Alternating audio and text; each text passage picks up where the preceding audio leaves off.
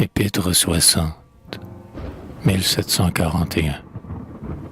Ou même, eh bien, mauvais plaisant, critique obstiné, prétendu beaux esprits, à midi acharné, qui, parlant sans penser, fier avec ignorance, mettez légèrement les rois dans la balance. Qui d'un ton décisif, aussi hardi que faux, assurer qu'un savant ne peut être un héros, ennemi de la gloire et de la poésie, grand critique des rois, allez en Silésie. Voyez son bataillon près de Naïs écrasé. C'est là qu'est mon héros. Venez, si vous l'osez. Et voilà ce savant que la gloire environne, qui préside au combat, qui commande à Bellone, qui du fier Charles XII égalant le grand cœur, le surpasse en prudence, en esprit, en douceur. C'est lui-même, c'est lui dont l'âme universelle courut de tous les arts la carrière immortelle. Lui qui de la nature a vu les profondeurs, d'un charlatan dévot confondit les erreurs. Lui qui dans un repas, sans soin, sans affaire, passait les ignorants dans l'art heureux de plaire. Qui sait tout, qui fait tout, qui élance à grands pas, du Parnasse à l'Olympe et des jeux au combat. Je sais que Charles XII et Gustave et Turenne n'ont point bu dans les eaux qu'épanche l'Hippocrène. Mais enfin ces guerriers, illustres, ignorants, en étant moins polis, n'en étaient pas plus grands. Mon prince est au-dessus de leur gloire vulgaire. Quand il n'est point Achille, il sait être un Homère. Tour à tour la terreur de l'Autriche et des sots, fertile en grands projets, aussi bien qu'en bons mots. En riant la foi de Genève et de Rome, il parle, agit, combat, écrit, règne, en grand homme.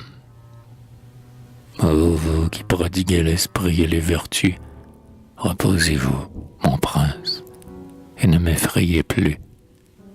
Et, quoique vous sachiez tout penser et tout faire, songez que les boulets ne vous respectent guère, et qu'un plomb dans un tube entassé par des seaux peut casser d'un seul coup la tête d'un héros, lorsque, multipliant son poids par sa vitesse, il fend l'air qui résiste et pousse autant qu'il presse.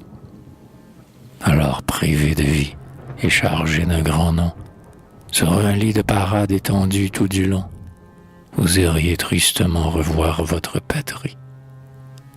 Ô ciel, que ferait-on dans votre académie? Un dur anatomiste, élève d'Atropos, viendrait, scalpel en main, disséquer mon héros. Là, voilà, dirait-il, cette cervelle unique, si belle, si féconde et si philosophique. Il montrerait aux yeux les fibres de ce cœur, généreux, bienfaisant, juste, plein de grandeur. Il couperait, mais non, ces horribles images ne doivent point souiller les lignes de nos pages.